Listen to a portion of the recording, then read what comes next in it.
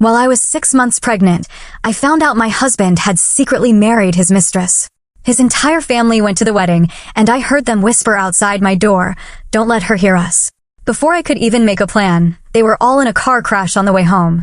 Imagine being 6 months pregnant, glowing with anticipation, only to have your entire world shatter into a million pieces. I found out my husband, Finian, had just thrown a lavish wedding with another woman. And the worst part? His entire family was there, celebrating it like it was the happiest day of their lives. They didn't even bother to register it legally, but the ceremony? Oh, it was grand, joyous, everything a bride dreams of.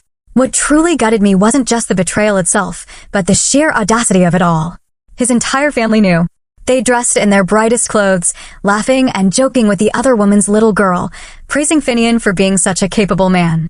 Can you believe it? But fate, it had a truly cruel twist waiting. On their way back, driving under the influence on the highway, they were involved in a horrific accident. My mother-in-law and sister-in-law left in a vegetative state. And Finian? He died at the scene. Days later, that other woman, Nain, showed up at my door with her child, demanding a share of Finian's estate. I could only smile bitterly. The life insurance policy had named just one beneficiary, me. You see, Finian's affair was something I never, ever suspected. Even while he was cheating, he wore the perfect mask of a devoted husband and father. If I had a craving for cake, he'd bring one home right after work. If our son, Jack, wanted a new toy, no matter how expensive, he'd buy it without hesitation. My wife and son are the most important people in my life, Finian would say, wrapping his arms around us, his voice filled with such warmth. When his own parents fell ill, he stayed by their bedside every single night, without a single complaint. My mother would often say, even if he were our own son, he couldn't have done more. So I trusted him completely. I truly believed that even if all the men in the world were unfaithful, Finian would be the exception. But reality hit me like a cold slap in the face.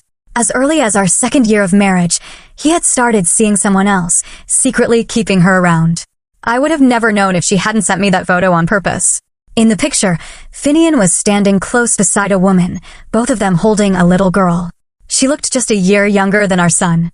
It was still dark outside. I sat on the edge of my bed, clutching my phone with trembling hands, feeling cold all over. I was 6 months pregnant, and even getting out of bed was a struggle. I looked at the empty space next to me. He had been gone for days on a so-called business trip. He still called every day, asking about Jack, about the baby, asking if I had slept well or eaten. His voice was full of concern. But that night, he made a mistake. His phone sent me a photo of the three of them, him, the woman, and the little girl. A family portrait of sorts. He deleted it quickly, but I had already seen it clearly. The intimacy between them was unmistakable. I stayed awake the entire night. Just before dawn, I heard rustling movements outside the bedroom. "Mom, this dress is too tight. Help me zip it up," came Helena's voice, my sister-in-law. "Oh dear, I haven't even finished putting on my own dress yet." "Hold on a moment," replied my mother-in-law. They were trying to speak softly, assuming I was still asleep, but in the stillness of early morning, their whispers carried clearly into the room. I slowly sat up and glanced at my phone. It was 10 minutes to 5 o'clock in the morning. What on earth were they doing at this hour? Feeling a little thirsty, I tried to get out of bed to grab a drink. That's when I heard Helena's voice again, this time even quieter. "Keep your voice down, Mom. Don't let her hear us." I put on my shoes and walked out of the room. As I expected, they were both in the living room, getting dressed in front of the large standing mirror I had placed there for convenience. My mother-in-law was wearing a dark red Cheongsam-style dress, very formal and elegant. Helena had on a flowing pink gown, something one would wear to a wedding. I spoke up. "Mom, Helena, where are you going so early, all dressed up?" They both jumped in surprise and turned around awkwardly. For a moment, they just looked at each other. I gave a small smile. "And why were you whispering about not letting me hear?" My mother-in-law looked away, clearly flustered. Helena gave a laugh, trying to sound casual. "Oh, you must have misheard, sister. I just told Mom to keep her voice down so she wouldn't wake you." "Right, Mom?" My mother-in-law nodded quickly. Helena went on. "One of our distant cousins is getting married today. Way out in the countryside. We had to get up early to make the drive. We didn't want to wake you, so we kept it quiet." She spoke with such concern, like she truly cared about not disturbing me. "I see," I nodded, pretending to understand. Then I turned, as if a thought had just come to me. "Helena, wait a moment." I went back into my room and brought out a brooch. My favorite one. I pinned it carefully onto her dress. Helena's eyes lit up. Wow. Is this the brooch you always wear? The one you said you love the most? That is the one, I said softly. It goes perfectly with your dress. Makes the whole look more elegant. Helena thanked me warmly. I smiled and told her not to mention it, watching as they stepped out the door. Drive safe. I called after them gently. Once the door closed and they were finally gone, I returned to my room. I picked up my phone and opened the surveillance app. What Helena didn't know was that brooch was no ordinary pin. It was a hidden camera, small and discreet, a perfect little monitor. It was supposed to be just another workday for me. But that moment, so sudden, so telling, I knew both of them were lying to me. Thinking quickly, I reached for the brooch. It had always been more than a pretty trinket to me, and now it might just prove useful. I had barely begun to open it and take a closer look when I heard a soft, painful moan behind me. It was my son, Jack. I turned around instantly. His cheeks were flushed a deep red, and a wave of panic washed over me. I rushed to get the thermometer and held it under his arm. Moments later, the screen lit up, 103.6 degrees Fahrenheit. He had a dangerously high fever. Frantically, I grabbed my phone, my thoughts racing. My sister-in-law Helena and my mother-in-law had only just left the house. We had 2 cars at home. My husband had already taken one, and unless something changed, the other was likely with Helena and my mother-in-law. I had to act fast. I called Helena first. The phone rang twice before the call was declined. Maybe she was driving? Maybe it was unsafe for her to answer? I tried again, this time dialing my mother-in-law's number. It rang and rang. No answer, not even voicemail. I turned to look at Jack, his little face glowing with fever, his eyes heavy and unfocused. My heart ached. Jack is not like other children. He had suffered a febrile seizure once, and the doctor had warned me in no uncertain terms, never let his temperature get too high. It could be life-threatening. I was out of options. I tried calling Finian, my husband. He was away on a business trip, not too far, just a city over. If he left right now, he could be home in just over an hour. It wasn't even 5 o'clock in the morning yet. There would still be time to get Jack to the hospital and come back. He declined the call. That's when I felt something inside me crack. But Jack couldn't wait. I was 6 months pregnant, struggling to move quickly, and there was no way I could carry Jack on my own. Panicking, I hurried to get him dressed, then ran next door to ask for help.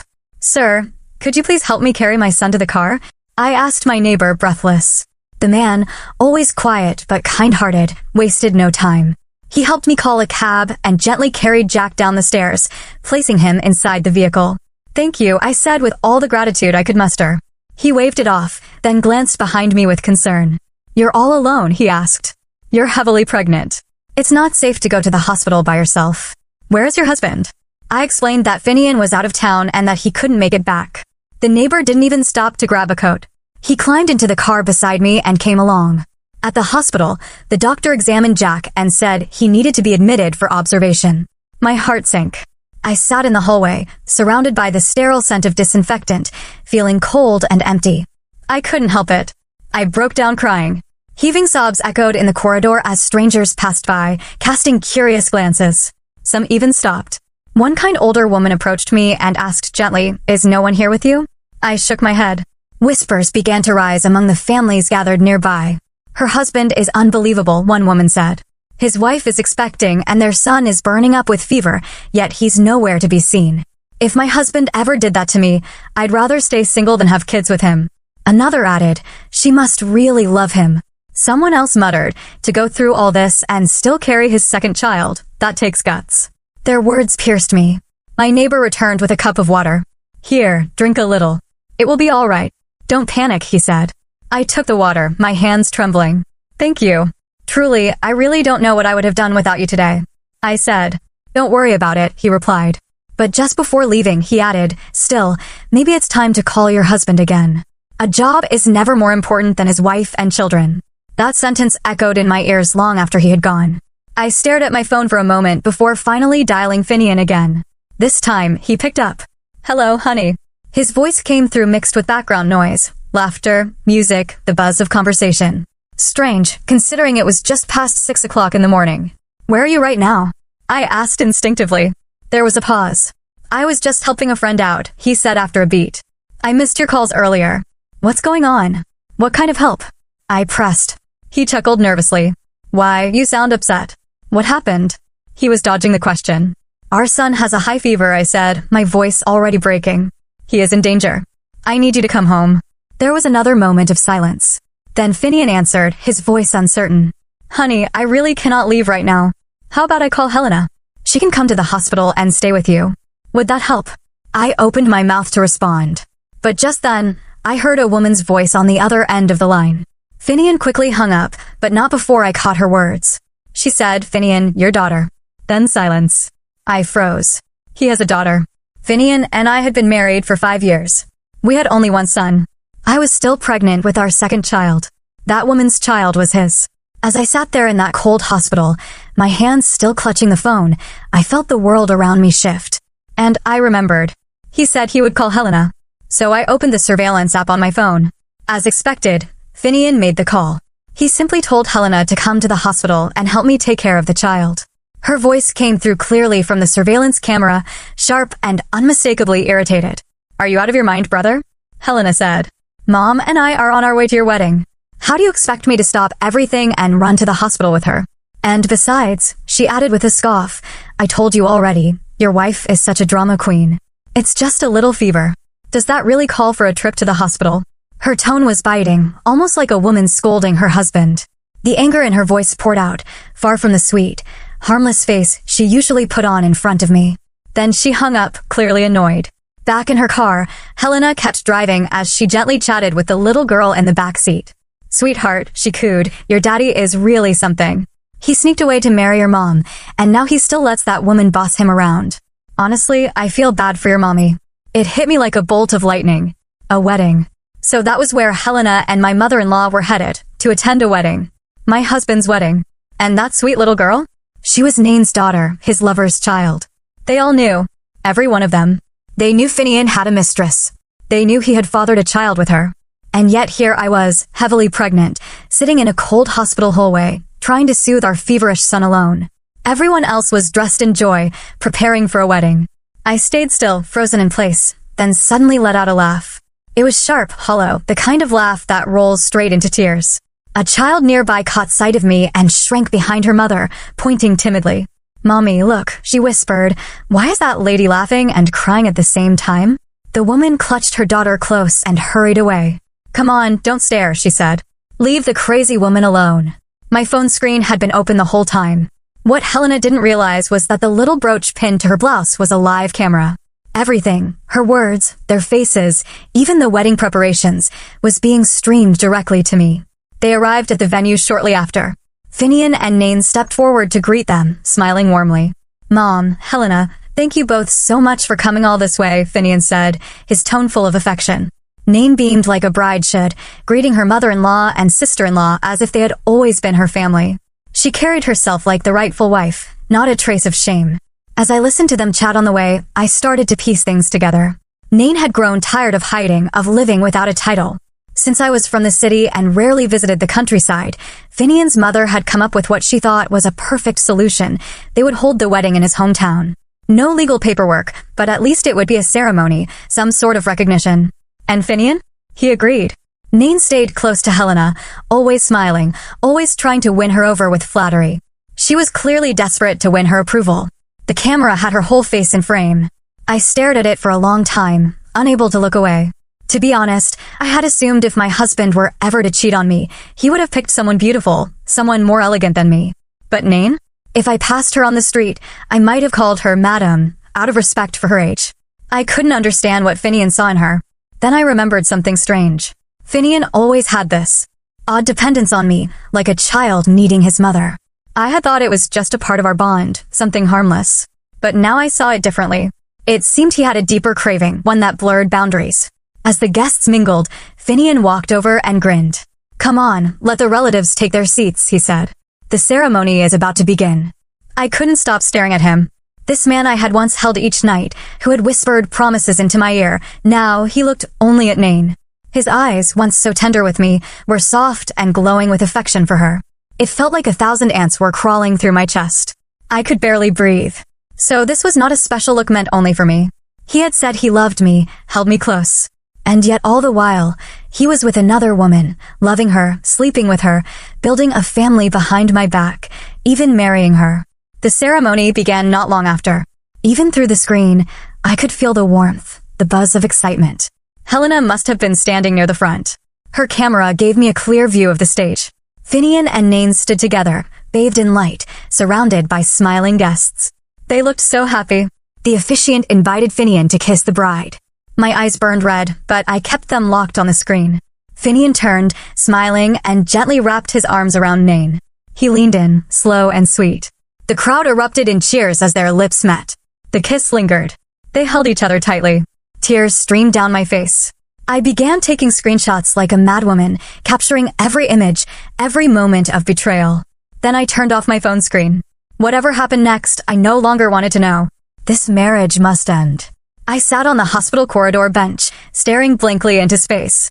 Jack was still in critical condition. I felt completely helpless. I finally reached for my phone and dialed my mother's number. "Mom," I said in a trembling voice. "Can you come to the hospital? Jack has a high fever. It's really bad." I couldn't finish my sentence. The tears came all at once, and I burst into uncontrollable sobs. My mother answered quickly and told me she would take a cab right away. I went to the restroom to wash my face. When she arrived, I didn't want her to see me like this, so drained and disheveled. I looked into the mirror. My eyes were hollow, my face pale and swollen from the pregnancy. I forced a bitter smile. But as I turned to leave, lost in thought, I didn't notice the water on the floor. My foot slipped. The fall was hard. Sharp pain shot through my lower body. And then the blood came. I gasped, panic gripping me. "Help! Help me, please!" Just as I cried out, a nurse who had come into the restroom saw me and rushed to call for emergency support. They got me onto a stretcher and wheeled me into the ER immediately. The prognosis was not good. The fall had caused severe trauma. The doctor's voice was heavy when he said, "There is no fetal heartbeat. We need to perform a termination." While I was in the operating room, my mother paced up and down the hallway, her heart breaking with every step. She was already getting on in years, and here I was, still causing her this much worry. It made me feel unbearable guilt. When the doctor finally wheeled me out of surgery, my mother's eyes were red and swollen. She rushed to my side and held my hand tightly. "Fiona," she said with trembling lips. "Are you all right, sweetheart?" "You poor child." I shook my head slowly. My voice was a whisper. "Where's Jack?" She pointed toward the room next door. "He is all right now. The fever has broken, and they are giving him fluids through and for." I let out a long breath of relief. As long as Jack was safe, I could survive anything. My mother stayed beside me, gently dabbing her eyes with her sleeve again and again. "It's such a shame. The baby was already 6 months along." Then she suddenly asked, "Where is Finian? Why was he not here to take care of you? Especially with the baby almost due?" Her words stabbed straight into my chest. I could barely breathe. The only images in my mind were of Finian holding that other woman in his arms at their wedding ceremony, kissing her tenderly. It made my stomach turn. "Mom," I whispered, "maybe this child just wasn't meant to be." I looked away. Maybe even the baby knew that being born into this world would only bring him suffering. My mother frowned. "Fiona, is Finian seeing someone else?" I nodded slowly, the corners of my mouth curling into a bitter smile. "They all went to the countryside today," I said quietly. "For the wedding?" My mother froze. "Wedding? Whose wedding?" "Finian's," I said, "and the woman he has been hiding all this time." My mother's face turned pale with anger. She stood up, ready to storm out and confront them all. I quickly grabbed her hand. "Mom, don't," I said. "It's not worth it. I have already decided. I am going to divorce him."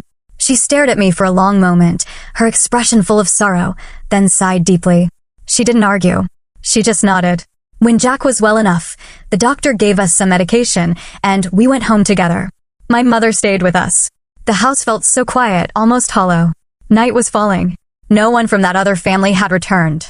After dinner, while my mother played with Jack, I started going through our financial documents. First, I found the deed for our marital home. My parents had initially planned to help with a down payment, but Finian insisted on treating it as a loan. He worked hard and got promoted quickly, even doubling his salary. In less than 2 years, he had repaid my parents in full. My father thought highly of him, said he was responsible and dependable, the kind of man you could trust through any hardship. His mother and sister had come from the countryside to visit during the summer. They said it was too hot back home, so they stayed in our apartment.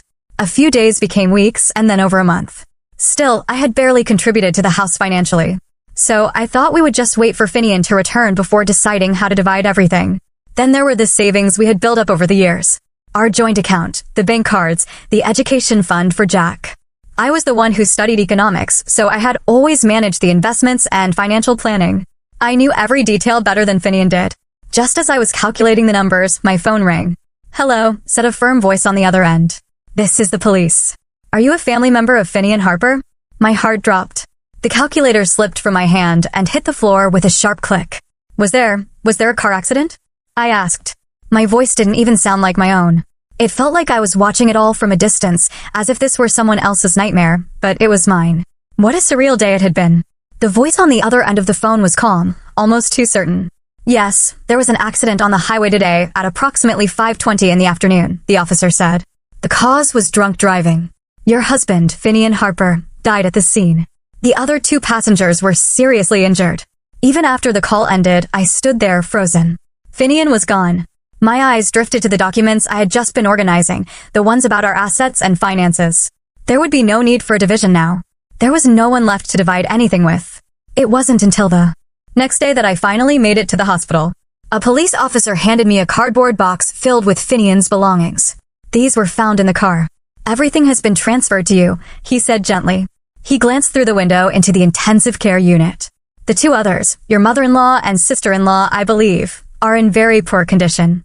The doctors say if they do not wake up soon, they may fall into a permanent vegetative state." I nodded slowly, my mind sluggish. The officer seemed to notice my dazed expression. "I am sorry for your loss," he said softly before walking away. Only after he left did I finally gather the courage to walk into the ward and see them. My mother-in-law and sister-in-law lay motionless, surrounded by machines. I should have felt only grief. But mixed in with his sadness was something else, something much more complicated. Just days ago, I had lost the baby, a stillbirth. The baby had died in my womb. If they had not all gone to Finian's secret wedding with that woman, perhaps none of this would have happened. But there are no ifs in life. Neighbors and distant relatives, unaware of the full story, came to visit me one after another. They brought fruit baskets and flowers and wore expressions full of sympathy and sorrow. "Poor Fiona," one woman whispered behind my back. "She had such a good life. And now, just like that, a widow," said another. "I heard the baby. She lost it too. All from the stress," someone else added with a sigh. "Life always breaks where it is weakest," came the solemn reply. To them, I was the very picture of misfortune. But behind closed doors, I sat down and pulled out the insurance documents I had stored away over the years. I had studied economics in college, so I took insurance seriously. In our household, I had made sure we were all covered. Health insurance, life insurance, accident. You name it, we had it. I always said, if your insurance is strong, you don't need much savings. Now all those policies were finally useful. The car was totaled in the crash. Between the auto insurance, life policies, and accident coverage, the payout was substantial. When I tallied up the total, the final figure left me staring in disbelief. I never imagined that the greatest windfall of my life would come from my husband's death. I took care of Finian's arrangements myself. His body was cremated. A grave was purchased. Everything done properly and with dignity. As for my mother-in-law, I had no legal obligation to support her. And Helena, my sister-in-law, was even less my concern. I called my father-in-law and informed him plainly, "You will need to come collect them. What you decide from here is your choice. Whether to continue treatment or bring them home, it is not my responsibility anymore." He fell silent for a moment. Then his voice turned angry. "Fiona, have you no heart? That is your husband's mother and sister. You will not spend a penny? You are just going to walk away." At first, I had considered saving face for their sake. But hearing his tone, I gave a bitter laugh. "Let us be honest, shall we? You of all people know I am not your only daughter-in-law." He hesitated. His eyes darted to the side, avoiding mine. I continued, letting my anger rise.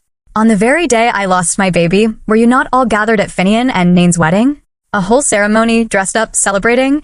So don't come to me now with lectures about family. You all made your choice. You stopped seeing me as family long ago." I added, "I did not report Finian for bigamy only because of the years we shared. But that does not mean I will carry the burden you left behind." The crowd of visiting neighbors and relatives began to whisper. My father-in-law's face turned pale. He looked like he wished the floor would open up and swallow him whole. As for me, I turned and walked away. I left the hospital behind. I was finished with all of them. When the insurance payout arrived, I took my son, Jack, to eat Kentucky Fried Chicken. He sat across from me, his cheeks full of food, happy and content. "Mommy," he asked, "where is Daddy?" I paused for a moment, then gently said, "Daddy went on a long trip, far away." He will not be back for a long time. Jack looked down at his fries, a little sad. Seeing him like that, I realized I couldn't keep up the lie forever. We had bought this home because it was close to our old jobs. Back then, I was still working and not yet pregnant. But now, with Finian gone and no job to return to, staying in that house felt suffocating. Every corner held memories I no longer wanted to carry. So I decided to sell it. With that money, I would take Jack somewhere better, somewhere with fresh air and good schools, somewhere we could start over. Because now, my responsibility was not just to survive, but to give my son a better life. I told my mother everything over the phone. She listened quietly and in the end, said she supported me completely. Selling the house went more smoothly than I expected. Several interested buyers came to view it, and one of them seemed especially eager. We were just about to close the deal when Nain showed up on my doorstep. With her daughter in tow, she barged into my home like a storm, shouting and causing a scene. Her voice echoed through the hallway, loud and chaotic, sending the buyer running off in fear. Then, as if that weren't enough, she threw herself on the floor and refused to leave. I kept my voice firm and cold. "What are you doing? If you do not leave right now, I will call the police." Nain's face, already lined with wrinkles, twisted with a sneer. She narrowed her eyes at me and scoffed. "You cannot scare me with that police talk." She snapped, "I am Finian's woman. This little girl is his biological daughter, and we were married too. You know I heard about his accident on the highway, and I know the insurance company paid out a big sum of money." I let out a dry laugh. So that was it. She came for the money. I stood there, silent, watching her throw her tantrum like a circus performer desperate for attention. Calmly, I slipped my phone from my pocket and began recording.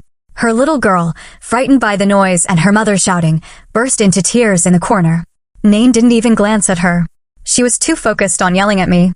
"If you do not agree to split the money with me," she shrieked, "then I am not leaving. I will stay right here all day." I let out a cold laugh and reached for a broom. "If everyone acted like you, using tantrums to get their way, what would we need the law for?" I said, waving the broom to usher her toward the door. "Besides, where do you think you are, barging into my house like this? My husband is gone, and I am the only legal beneficiary on the insurance papers." Nain tried to cling to the door frame as I pushed her out. Her grip was tight. "Don't think that just because you're young and have a son that I cannot deal with you," she hissed. "I have proof. I have evidence." She whipped out her phone and played an audio clip. Finian's voice, slurred and clearly drunk, came through the speaker. "Nain, don't worry. I will take care of you and the baby. No matter where I go, I will always support you both." Nain looked smug, as if she had just won the battle. Then she showed me a video, one I had seen before, a clip from what appeared to be their wedding ceremony. I didn't bother watching it again. Instead, I calmly dialed building management. "There is someone causing a disturbance here," I said. Nain saw that I was unmoved, and her expression darkened. She glared at me and said, "Fiona, don't think I will just back down. We were both Finian's wives. The compensation should be shared equally." She crossed her arms and added, "So what if you have a marriage certificate and I do not?" I nearly laughed out loud. "Nain," I said, trying not to smile, "you really should study the law. This is not just about a piece of paper. I could report Finian for bigamy. Your so-called wedding does not count. You were nothing more than his secret mistress, and all the money he gave you? That was part of our marital assets. If I want to, I can go to court and get it back." As I finished speaking, Nain's face turned pale. "You lying witch," she screamed and lunged at me, trying to grab my hair. Before she could even touch me, security and staff from the building rushed in and held her back. "What do you think you are doing?" one of the guards barked. They quickly escorted her and her daughter out. Before leaving, one of the staff members turned to me and apologized. "Madam, we are so sorry about this. We should have been more careful. We promise this will not happen again." I nodded, watching as they finally removed her from the premises. At last, peace returned. In the following days, I wrapped things up quickly. I negotiated with another buyer, settled on a fair price, and sold the house. With the money, I enrolled my son, Jack, in the best school in the area. I also bought a cozy 2-bedroom apartment, just enough for the two of us.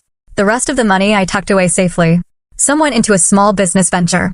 Jack and I finally had a stable, peaceful life. But Nain wasn't done. Somehow, she got hold of my phone number. She began calling me from different numbers, harassing me and demanding half of the insurance payout. When I refused, she threatened me. I had already saved all her messages and the recordings. I sent everything straight to the police. After that, she never contacted me again. Jack grew up fast. One day, when I went to pick him up from school, I saw a group of boys blocking his way, mocking him for not having a father. But Jack stood his ground. He answered them calmly and clearly, leaving the bullies speechless and red-faced. My mother once encouraged me to consider marrying again, but I always shook my head. I had finally regained the freedom I used to have before marriage. I was savoring it, not rushing to give it up again. Losing a husband had felt unbearable at first. The pain, the betrayal, the loneliness. But looking back now, I wonder if it wasn't a hidden blessing after all. Over time, our small apartment began to feel like a real home. It wasn't grand or luxurious, but it was filled with warmth. The living room walls were soon covered in Jack's colorful drawings, some of superheroes, others of the two of us holding hands under a big yellow sun. On the fridge, I pinned every school achievement he brought back, no matter how small. A gold star for good behavior, a certificate for reading the most books, a crayon picture with "I love Mom" scrawled across the bottom. Mornings were our favorite time of day. Jack would tiptoe into the kitchen, rubbing his eyes, still half asleep, and I would already have breakfast waiting, warm oatmeal, a boiled egg, and a slice of toast with his favorite strawberry jam. We would sit by the window, watching the world wake up together. Sometimes he would ask questions that made me pause. "Mom, do you ever get scared?" he asked one morning. I looked at him and smiled, of course. But being brave means doing things even when you're scared. He thought about that for a moment, then nodded slowly.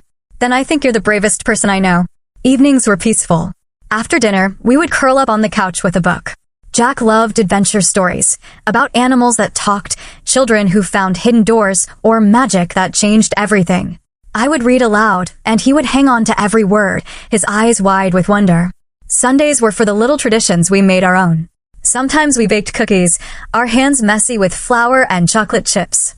Other times, we went to the library, where Jack would run between shelves with excitement, carefully selecting new stories to take home. And when the weather was nice, we would walk hand in hand to the park, where he liked to race the wind and shout into the sky. Money was tight, but I learned how to stretch every dollar. I packed our lunches with care, mended clothes by hand, and found joy in small things, a sale at the market, a neighbor sharing fresh fruit, a quiet evening after a long day. Holidays were simple but full of laughter.